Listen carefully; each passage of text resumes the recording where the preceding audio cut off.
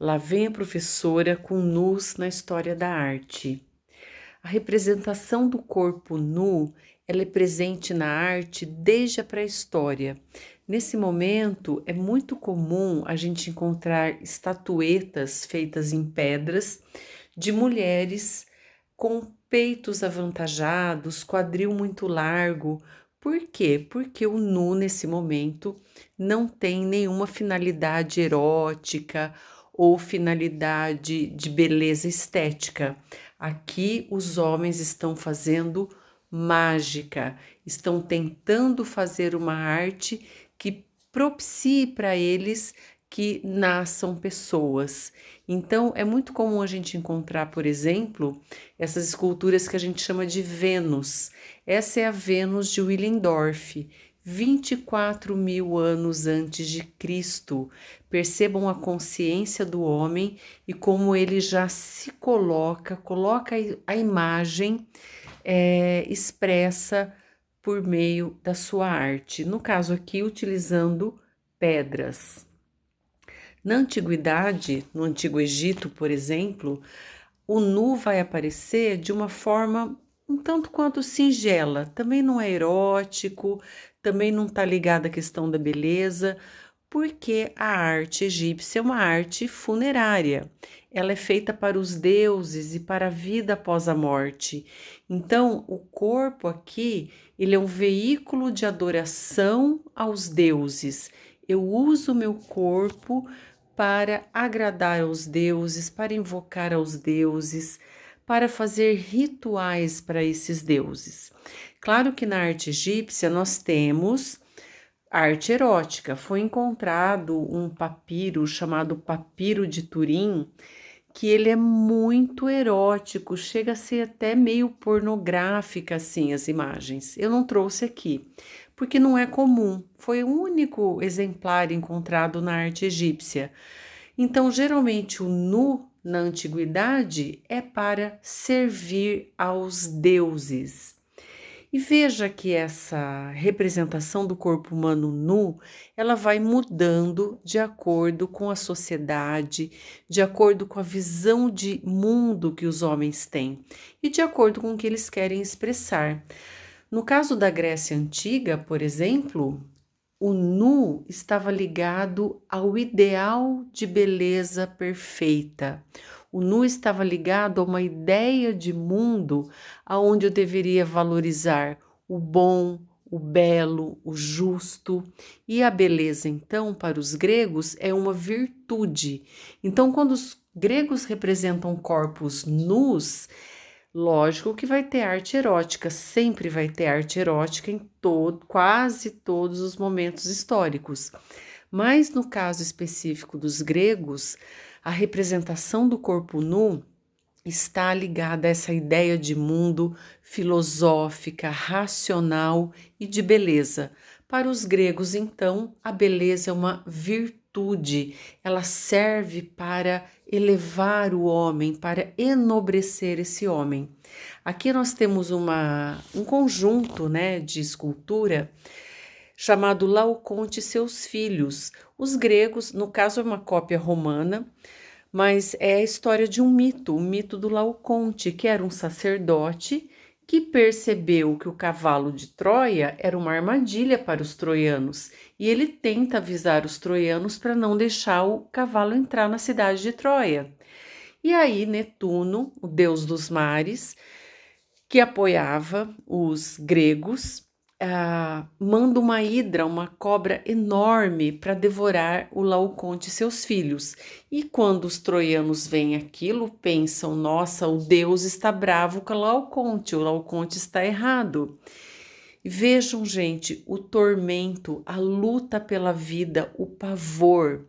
Então, e olha a beleza dessa musculatura, da perfeição desses corpos esculpidos na pedra.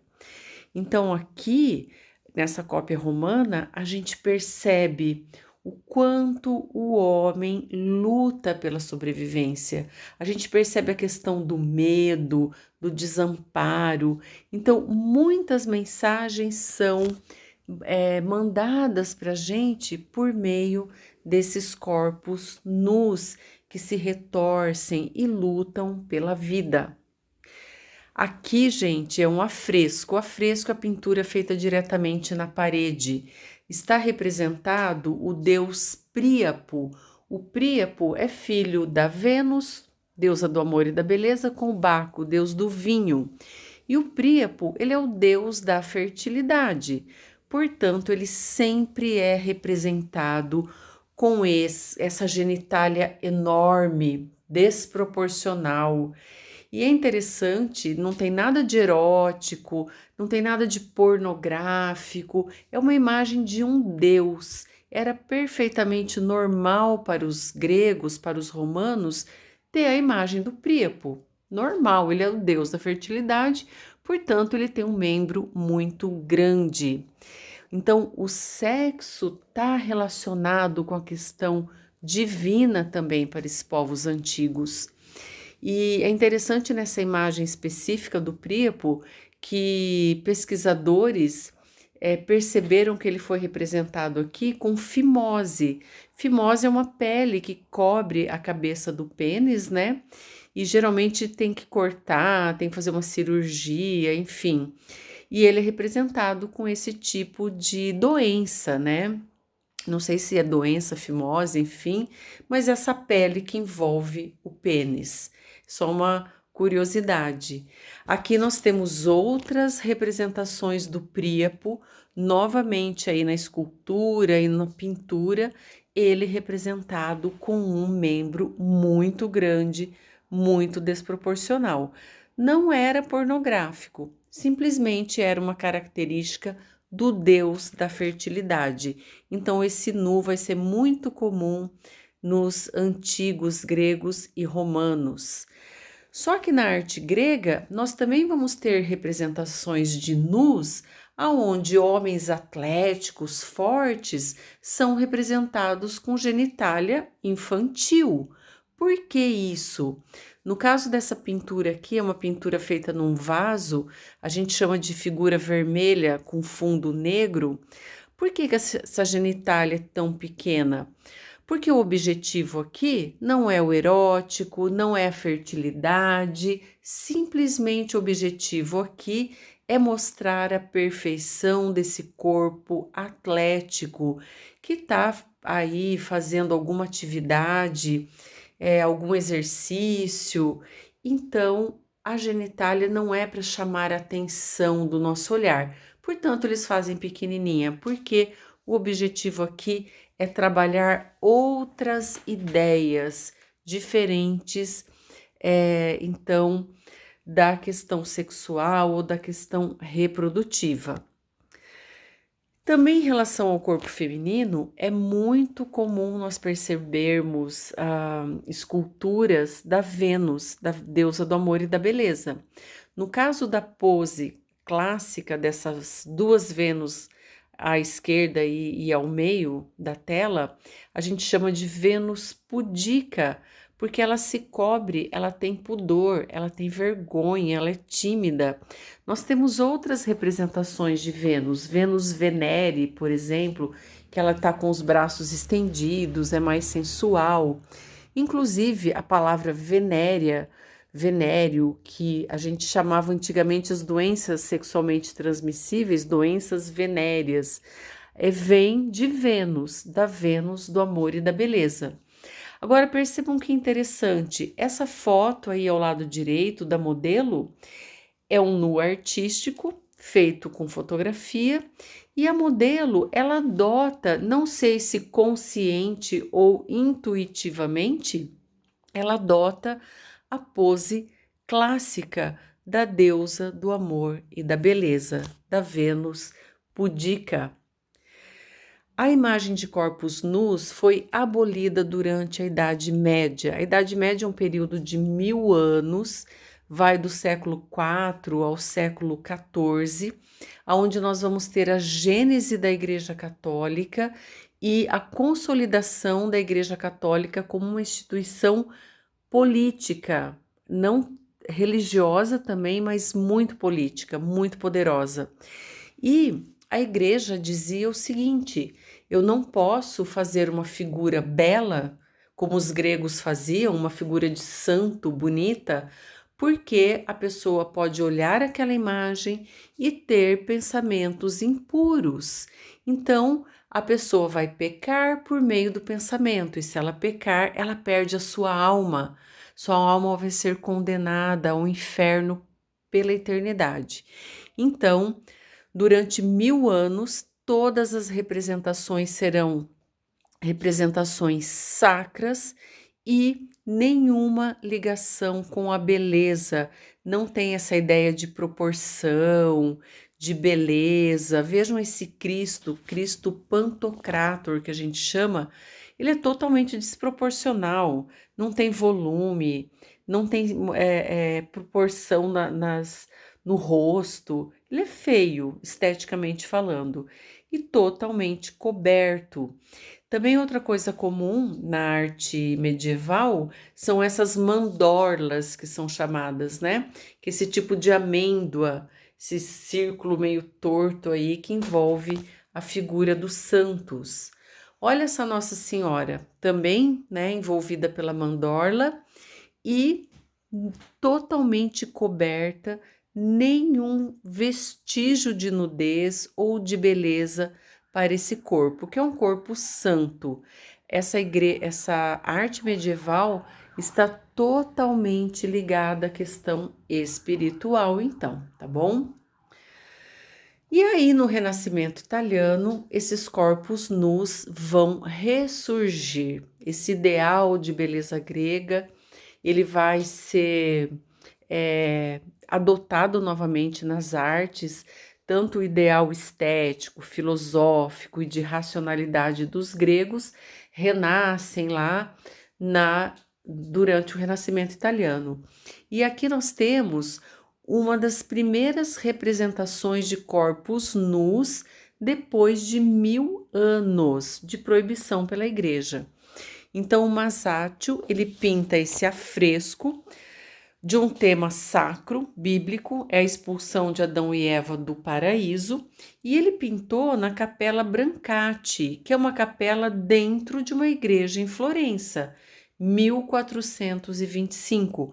Nesse momento, as pessoas estavam achando normal, né? Porque tá pintando inspirado lá na Grécia Antiga, não tem problema esse corpo nu. Vejam que tem duas imagens aí, né? A da esquerda, eu tenho ramos de folhas cobrindo a genitália do casal. E à direita, já eu consigo enxergar essa nudez total. O que aconteceu aí?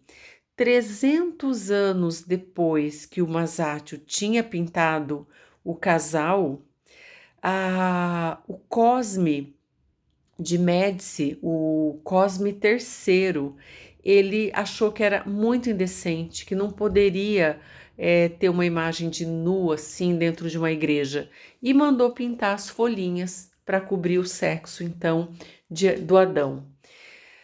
E essa imagem foi restaurada no século XX e aí retiraram as folhinhas. Então perceba, gente, no momento que foi concebida a imagem, tudo bem tá nu. 300 anos depois, a moral da época não permitia mais a nudez e foi coberto.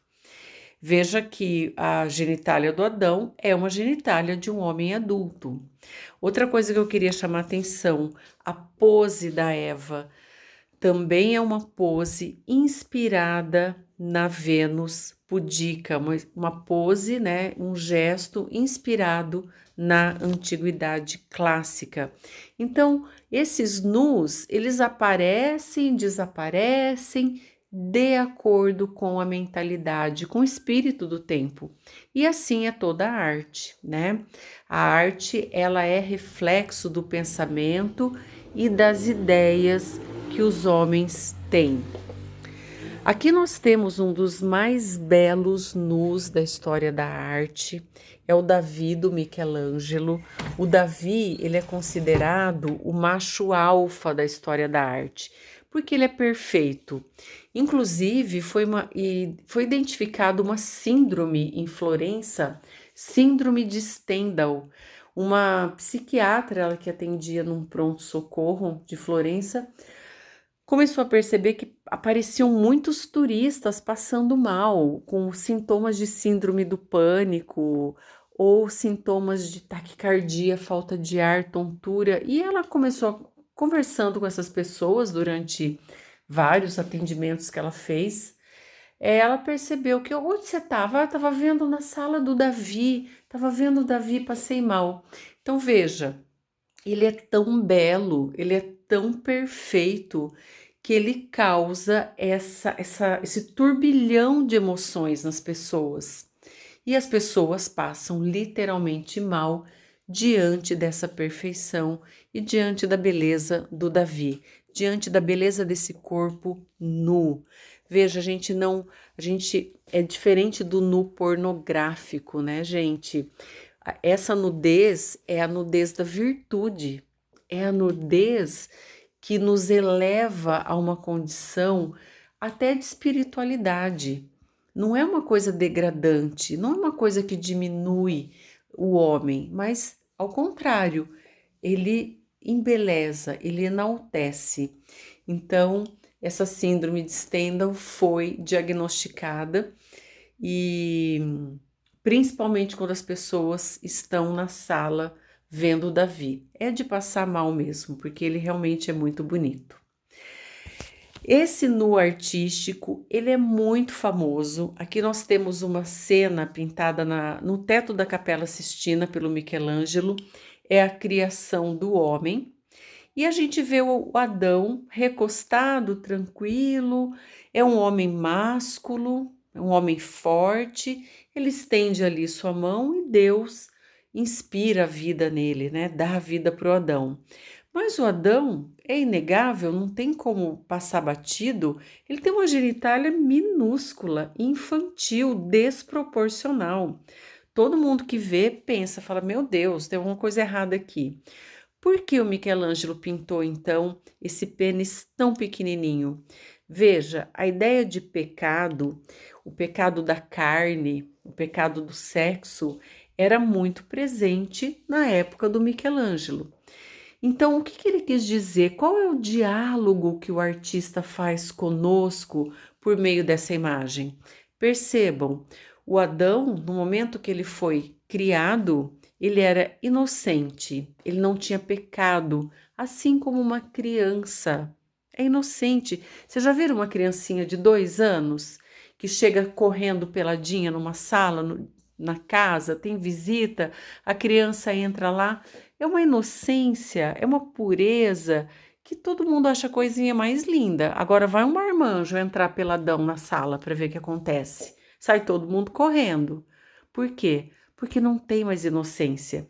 Então veja, no momento que o Adão nasce, é criado por Deus, ele é puro, ele é inocente, como uma criança. Por isso ele é representado com essa genitália tão minúscula. Aqui nós temos também uma das mais belas imagens de nu artístico da história da arte, é a Vênus de Urbino, foi pintada pelo Tiziano, que é também um pintor da Renascença, mas o Tiziano não fica em Florença, ele fica em Veneza. E quem é essa mulher? Essa mulher, esse quadro, ele foi pintado exclusivamente para o Duque de Urbino. Por quê? Porque o Tiziano, a modelo é uma das amantes do Duque de Urbino, uma das mulheres mais belas da época. E esse quadro foi um quadro, assim, muito avançado, porque o Tiziano, ele pinta essa mulher como uma deusa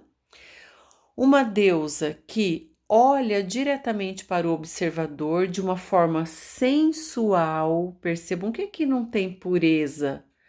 Ela olha de uma maneira sensual, convidativa, ela coloca a mão sobre a genitália dela, a mão esquerda, então indicando a questão do sexo.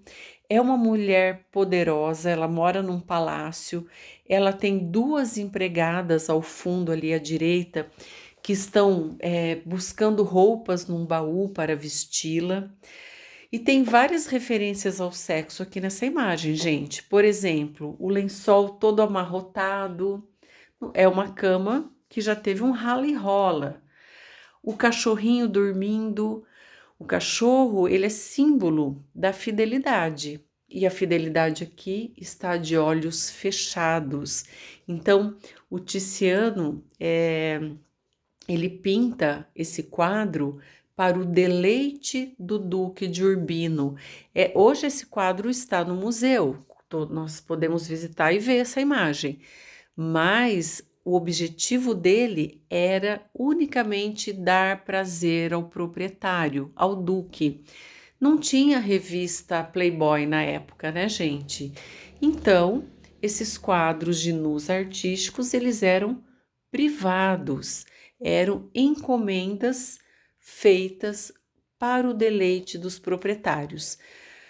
Claro que eles mostravam para as pessoas, né? Mas tudo muito escondidinho.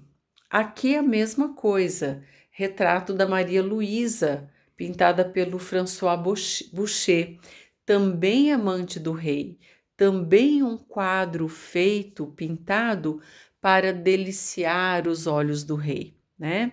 Então, esses quadros de nus artísticos, durante um período, não tem essa questão religiosa para enaltecer, era para o deleite do proprietário do quadro. Nós temos aqui duas imagens muito famosas, uma a da esquerda do Sandro Botticelli, Nascimento da Vênus, e a da direita é Vênus ao Espelho, do Diogo Velázquez. Novamente, os artistas pintando esse corpo nu, esse corpo de uma mulher nua, enaltecendo, elevando, tornando, mostrando que a beleza é uma virtude, é uma coisa que me eleva, que faz com que eu não tenha só pensamentos impuros porque eu estou vendo o corpo nu, mas eu consigo, por exemplo, embaixo aqui à direita, perceber a maciez desse corpo, porque olha o cetim, olha o toque que ele faz, né? Esse lençol de cetim, sedoso. Percebam que na arte nós temos que sentir sem pôr a mão, a gente tem que sentir com os olhos. E a deusa do amor e da beleza, ela é vaidosa, então ela se olha no espelho. Então tem toda essa questão da beleza envolvida nessas duas imagens. Aqui a gente volta para a questão do caráter religioso da nudez, da representação do nu. Nós temos aqui dois exemplos de vasos pré-colombianos. Pré-colombiano porque é antes da chegada do Colombo aqui nas Américas. Então nós tínhamos povos muito avançados, incas, maias e astecas, que adoravam vários deuses. E eram povos ligados à natureza de uma forma muito profunda. Eles conheciam toda a astronomia, matemática, eles dependiam da natureza para sobreviver de uma forma muito direta. Não tinha supermercado, geladeira, né? Que a gente chega em casa hoje e fala: mãe, não tem nada para comer nessa casa, né? Não tem. Tá cheio de comida. Não, eles tinham que plantar, colher. Eles dependiam desses ciclos da natureza para sobreviver. Então, eles faziam esses vasos de barro, que são vasos rituais, para fazer oferendas aos deuses para obter fertilidade. Veja, olha a força que tem uma ereção masculina. É daí que sai a semente, o esperma, para fecundar o solo, o útero da mulher e gerar a vida. É a mesma coisa uma semente. Eu jogo a semente na terra e essa semente é fecundada pela terra e a vida é gerada. Então, eles faziam essa relação da fertilidade humana com a fertilidade de toda a natureza. Então, faziam rituais de fertilidade, oferendas para deuses e representavam então a fertilidade por meio de um pênis ereto, para representar à força. Então não tem nada de pornográfico, indecente. Gente, é a religião deles. Quem é católico, imagina, pra gente fica estranho, a gente não entende muito isso, né? Fala, meu Deus, como é que pode? Porque imagina a gente entrar numa igreja e ver a imagem de um santo e o santo estar com uma ereção. Para nós vai ser um absurdo, um tabu, uma coisa inadmissível. Para esses povos que adoravam vários deuses e tinham esse contato direto então com a natureza, normal representar a força viril, né? Gerando a vida. Da mesma forma que a terra germina a semente, a vida é gerada por meio da semente do homem. Então, é muito comum nós encontrarmos esse tipo de representação. Aqui é um exemplo de arte indiana. Esse templo chama Khajuraho. Esse templo, gente, ele é enorme, ele é todo feito com relevos e esculturas de casais em posições sexuais. Então, além do nu artístico, eles ainda representam casais em posições, nossa, muito atléticas, inclusive sexuais, né? Mulheres se contorcendo. E ninguém sabe muito bem o objetivo desse templo. Por que que esse templo foi feito? Tem várias teorias. Uma delas é que esse templo ele foi construído para homenagear a vida do homem, que é bela, perfeita, maravilhosa, e o sexo faz parte da vida. Então, representaram a sexualidade. Alguns também acreditam que representam a força feminina e a força masculina. É, a feminilidade, os polos opostos da energia feminina e na energia masculina, que tem a ver lá com a religião dos hindus, tá? Mas é muito interessante, então, esse templo Khajuraho na Índia. E a representação dos corpos nus, então, muito comum, a gente tem toda a história da arte. Aqui nós temos dois nus artísticos pintados pelo Caravaggio, também encomenda para o cardeal Maria del Monte, que ele gostava de rapazes jovens pintados dessa maneira. Então ele encomendava esses quadros para o Caravaggio. E o Caravaggio pintava belamente, de uma forma muito natural, esses rapazes, esses nus artísticos, também para o prazer e o olhar do cardeal. E o corpo, gente, o corpo humano, ele é veículo da nossa alma, ele é veículo das nossas emoções, né? Por meio do corpo eu posso ler a pessoa. Se eu tenho esse olhar de análise, de prestar atenção, né, nos gestos que a pessoa faz, com roupa ou sem roupa, às vezes a gente está perdendo atualmente, né, a compreensão do simbólico, das entrelinhas, dos detalhes. Mas veja que interessante a questão da expressão. Esse quadro foi pintado pelo Bouguereau, que é um grande pintor francês de arte acadêmica, século XIX, e ele pinta um tema aqui que ele tira da literatura. Ele se baseia na Divina Comédia, e ele vai pintar o Dante e o Virgílio no inferno.